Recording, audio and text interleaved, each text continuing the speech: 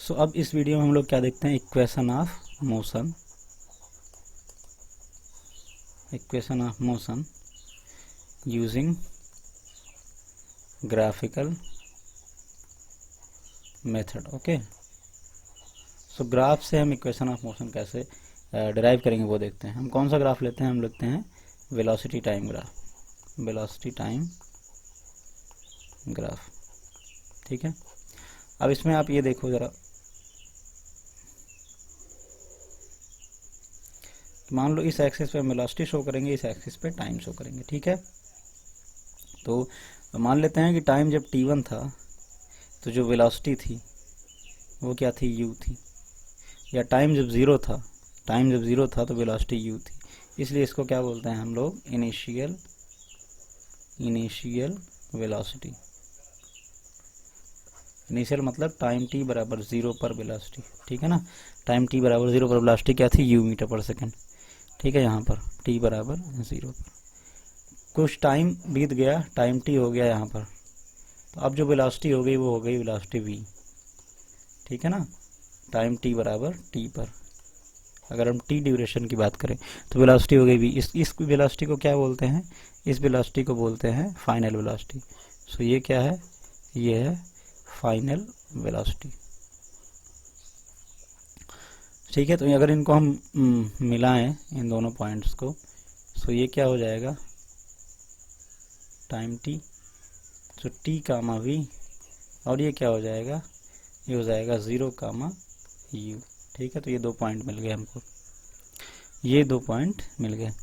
अब अगर हम इन दोनों पॉइंट को आपस में मिलाएं इस तरीके से, तो ये बन गया हमारा ग्राफ, ठीक है, वेलोसिटी टाइम ग्राफ। अगर इसका हम स्लोप निकालें, स्लोप, तो वो स्लोप क्या बताएगा, वो स्लोप बताएगा ये, है ना, ये लेंथ कितनी होगी, v माइनस यू, क्योंकि यहाँ से यहाँ तक v है, यहाँ से यहाँ तक u, v माइनस यू, और ये कितना होगा, ये होगा t टाइम, ठीक है ना।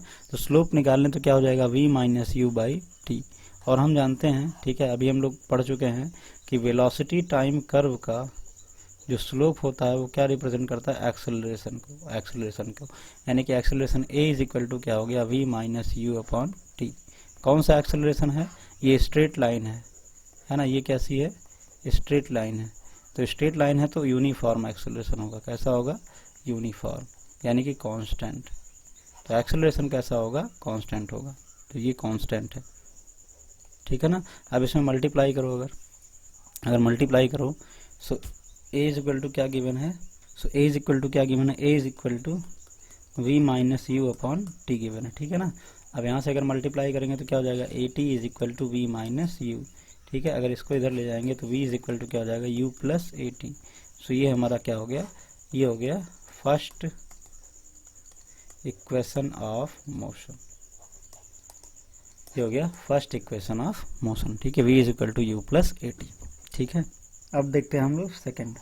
तो सेकंड के लिए क्या देखेंगे, सेकंड क्या होता है formula, s is equal to U T plus half A T square, ठीक है ना। अब इस चीज़ के लिए कैसे देखेंगे जरा यहाँ पे समझते हैं सेकंड। सो अगर हम वही सिचुएशन लेके चलें कि t बराबर 0 पर जो वेलोसिटी है वो क्या है, u है, और t बराबर t पर जो वेलोसिटी हो जाती है वो क्या हो जाती है, v।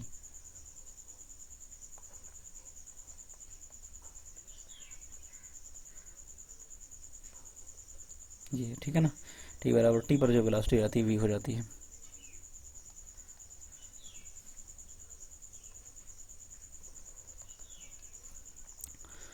सो अगर हम इनको ज्वाइन करें तो क्या होगी, स्ट्रेट लाइन से ज्वाइन करेंगे, क्यों, क्योंकि हमको एक्सेलरेशन को कांस्टेंट लेके चलना है, ठीक है।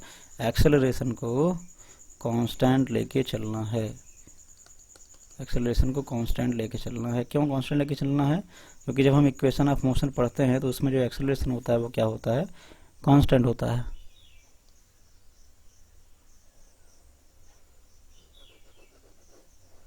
तो ये हो गई हमारा कर्व, कौन सा कर्व, वेलोसिटी टाइम कर्व, ठीक है ना, ये हो गया। एक्सेलरेशन जो होता है कांस्टेंट होता है इन तीनों फार्मूले में, v is equal to u plus a t, ये हो गया, या फिर s is equal to U T plus half A T square, ठीक है ना, और v square is equal to u square plus 2as। ये सब कब वैलिड होते हैं, इन सब के लिए एक्सेलरेशन क्या होना चाहिए, कांस्टेंट होना चाहिए, चेंज नहीं होना चाहिए, ठीक है ना, वेरी नहीं करना चाहिए, कांस्टेंट होगा तभी ये वैलिड होंगे। तो एक्सेलरेशन कांस्टेंट होने का मतलब वेलोसिटी टाइम ग्राफ का जो स्लोप होगा वो कांस्टेंट होगा, यानी कि स्ट्रेट लाइन हमको ड्रॉ करनी होगी, ठीक है। सो स्ट्रेट लाइन हम लोग बनाते हैं। सो अगर ध्यान से देखें तो हमको क्या चाहिए यहाँ पे, s is equal to U T plus half A T square, ये चाहिए, ठीक है ना। यस क्या है, डिस्प्लेसमेंट।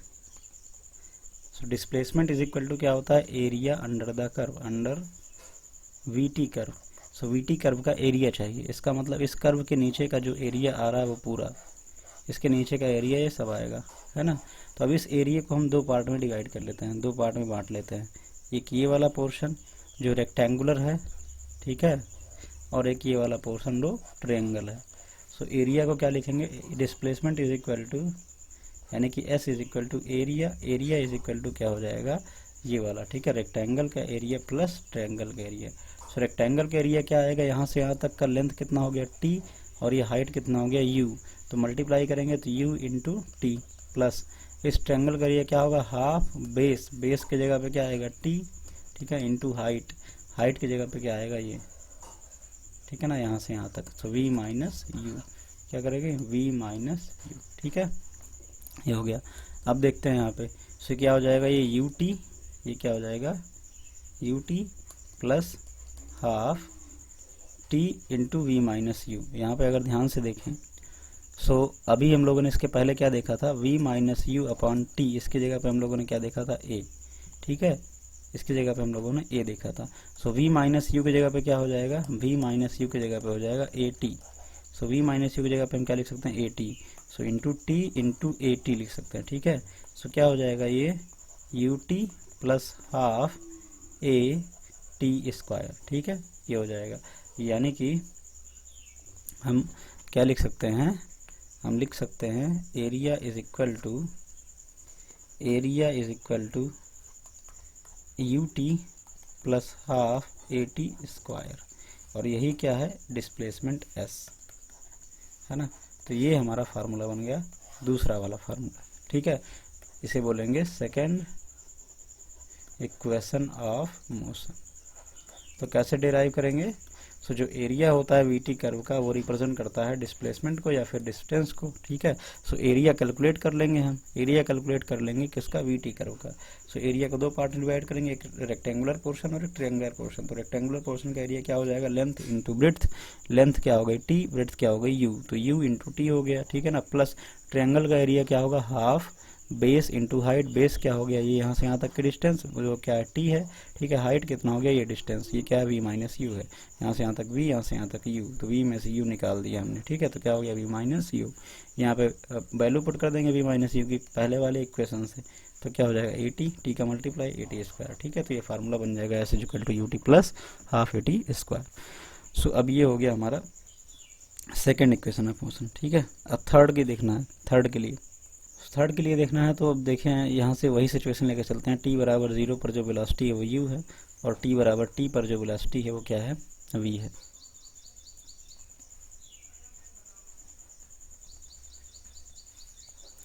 v है, ठीक है ना। सो ग्राफ कैसे बनेंगे, ग्राफ ऐसे बनेगा, ठीक है, ग्राफ इस तरीके से बनेगा, स्ट्रेट लाइन, क्योंकि कांस्टेंट एक्सेलरेशन दिखाना है ना, ये हो गया। अब ये वाला पोर्शन क्या होगा, ये वाला पोर्शन है v माइनस यू, ठीक है, और ये क्या है, ये है t, ये t। अगर यहाँ से एक्सेलरेशन लिखें, एक्सेलरेशन क्या हो जाएगा, slope, slope is equal to v minus you upon t, ठीक है, v minus you upon t. एक काम करते हैं कि हम s निकालते हैं, ठीक है, क्या निकालते हैं, डिस्टेंस निकालते हैं या फिर डिस्प्लेसमेंट निकालते हैं, डिस्प्लेसमेंट ही निकालते हैं, ठीक है। सो हम डिस्प्लेसमेंट कैलकुलेट करेंगे, तो ये क्या होगा, area under the curve, area under the curve, यहाँ से यहाँ तक का एरिया। अब ये क्या बन रहा है, ये बन रहा है एक रोम्बस बन रहा है ना। सो इसका एरिया क्या होगा, area is equal to sum of parallel sides, ठीक है, इनटू डिस्टेंस बिटवीन देम, ठीक है ना, पैरेलल डिस्टेंस डिवाइडेड बाई 2, ये होता है। तो सम ऑफ डिस्टेंस अगर करेंगे तो सम ऑफ डिस्टेंस क्या क्या होगा, ये वाली डिस्टेंस ये क्या है, u है, सो u प्लस ये वाली डिस्टेंस ये क्या है, v है, u प्लस वी इंटू इनके बीच का गैप, इनके बीच का गैप कितना t है, t डिवाइडेड बाई 2, ये क्या हो जाएगा, ये हो जाएगा s। ठीक है, अब इस t की वैल्यू निकली है।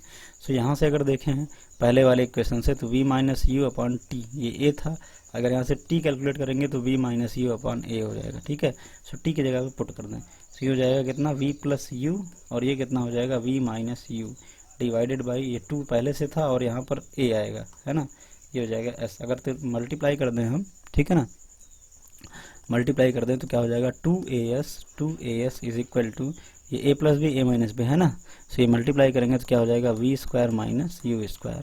सो अगर इसको हम सही से लिखेंगे तो क्या हो जाएगा, इसको इधर लेके आए, so v square is equal to u square plus 2as। ठीक है, सो ये हो गया हमारा थर्ड इक्वेशन ऑफ मोशन। ये क्या हो गया, थर्ड इक्वेशन ऑफ मोशन। तो किस तरीके से डिराइव करना है, हम एरिया वाला फार्मूला लगाएंगे, यानी कि displacement is equal to area. ठीक है ना, तो इस तरीके से जब रोम्बस बनता है तो उसका एरिया कैसे निकालते हैं, एरिया के लिए होता है सम ऑफ पैरेलल साइड्स जो है उनका सम कर लो। ठीक है, और उनके बीच का जो डिस्टेंस है उससे मल्टीप्लाई करके 2 से डिवाइड कर दो। तो सम ऑफ पैरेलल साइड पे हमने क्या किया, u था इस साइड और इस साइड क्या था, v था, दोनों को सम कर लिया, बाई 2 कर दिया और t से मल्टीप्लाई कर दिया। अब t को हम लोगों ने फर्स्ट इक्वेशन से निकाल लिया, यहाँ से v minus you upon T is equal to A होता है। So t is equal to क्या होगा, v minus you upon A, यहाँ पे t की वैल्यू पुट कर दिया v minus you upon A. ठीक है, अब ये 2a मल्टीप्लाई करेगा s से 2as हो जाएगा, और ये v plus u, v minus u क्या हो जाएगा, we square minus you square, u को इधर ले जाएंगे तो हमारा फार्मूला आ जाएगा we square is equal to u square plus 2as। तो इस तरीके से हम ये तीनों फार्मूले या इक्वेशन ऑफ मोशंस को डिराइव कर सकते हैं with the help of velocity time curve. ठीक है, तो इसको एक बार आप ढंग से रिवाइज कर लें और इसको प्रैक्टिस कर लें कि कैसे सॉल्व करते हैं। ठीक है, क्योंकि एग्जाम में कभी कभी ये सारी चीज़ें पूछ ली जाती हैं कि डिराइव करो इक्वेशन ऑफ मोशन को with the help of graph. ठीक है, और बहुत इजी भी है, बहुत ज़्यादा टफ नहीं है। सो अभी भी एक इम्पॉर्टेंट चीज़ जो आपको ध्यान में रखनी है वो ये कि हम इक्वेशन ऑफ मोशन जो हैं v is equal to u plus a t, पहला इक्वेशन ऑफ मोशन। दूसरा क्या, s is equal to U T plus half A T square, दूसरा।